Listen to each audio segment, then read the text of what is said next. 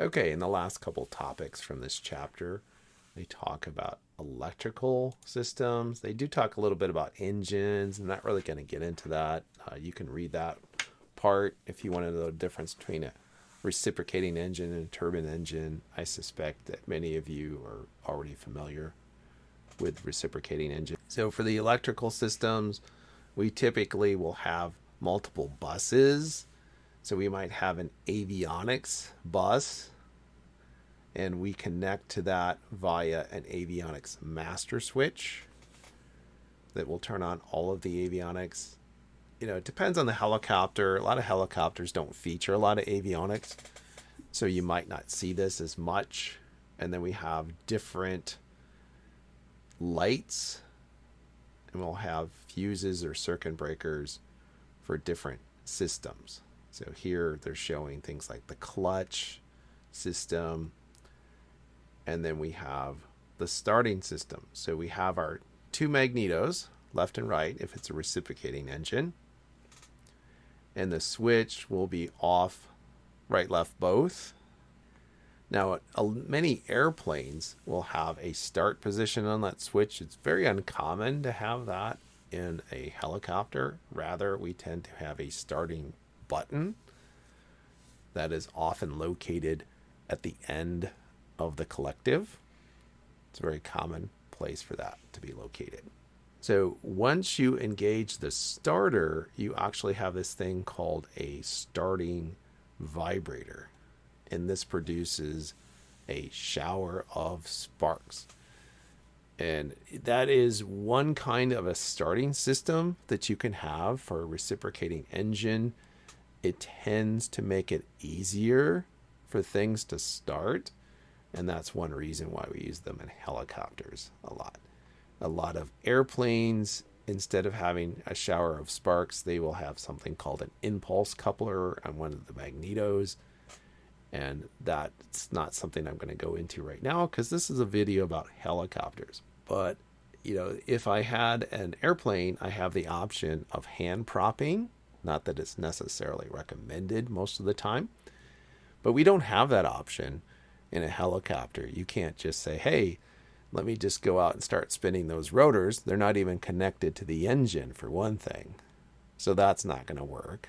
Plus, we have that freewheeling unit that's going to make it really not work. So that's your electrical system. Then, of course, we have an alternator that is used to charge the battery. Very important to realize, if I don't have the alternator working, the helicopter will still fly. I just might not have radios for my entire flight if I make it too long. Also, if you have a governor, such as in the Robinsons, and you lose your alternator and you fly too long, in addition to losing your radios, you might also be losing your governor. So now you have to fly it yourself, which is a little bit tricky in the Robinson. So that's electrical systems. The final topic talks a little bit about hydraulics. Now, if you have a larger helicopter, you might have a hydraulic system to relieve some of the control pressures or forces that you're required to input. If any of you have flown an Enstrom helicopter that hasn't had the TT strap conversion, you might know that it is pretty stiff on that collective in particular. You can get a real workout trying to fly the Enstrom some days. If you're flying something like an R-44, the R-44 was originally released without hydraulics. And just kind of like the governor on the R-22, the FAA is like, hey, you can barely fly this thing.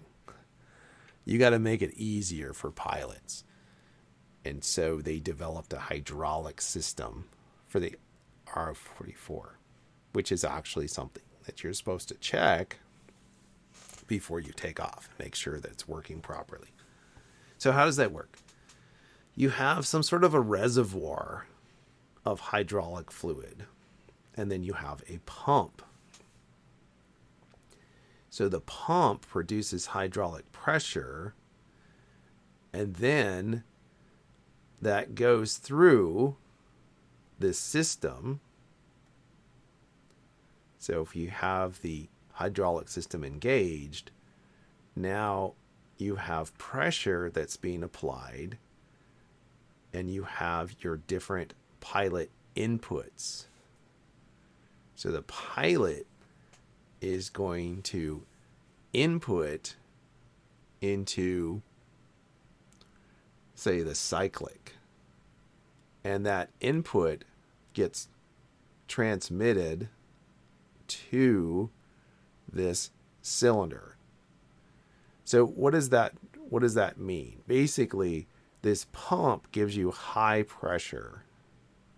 So you have high pressure hydraulic fluid, and you're affecting how that is transmitted to the rotor system via these little valves and these slave cylinders, if you will.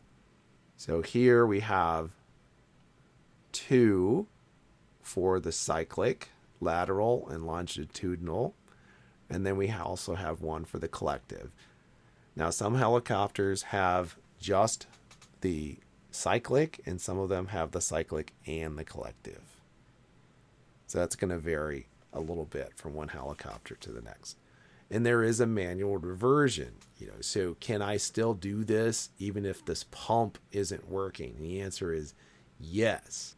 I close off this valve. So if I close off this valve, now I can still affect these actuators, if you will, or slave cylinders, whatever you want to call them.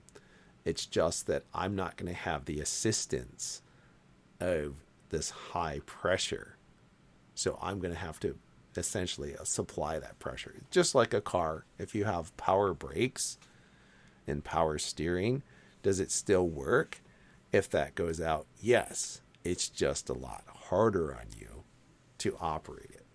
So here I am back in my Robbie, and you'll notice I have this little switch, and I can say, hey, let's turn off those hydraulics.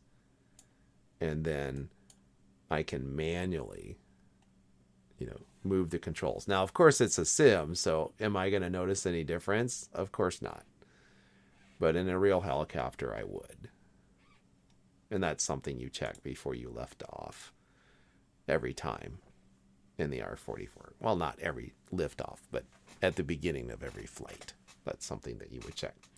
Okay, so with that, we have reached the end of Chapter 4. So we will see all of you in the next video.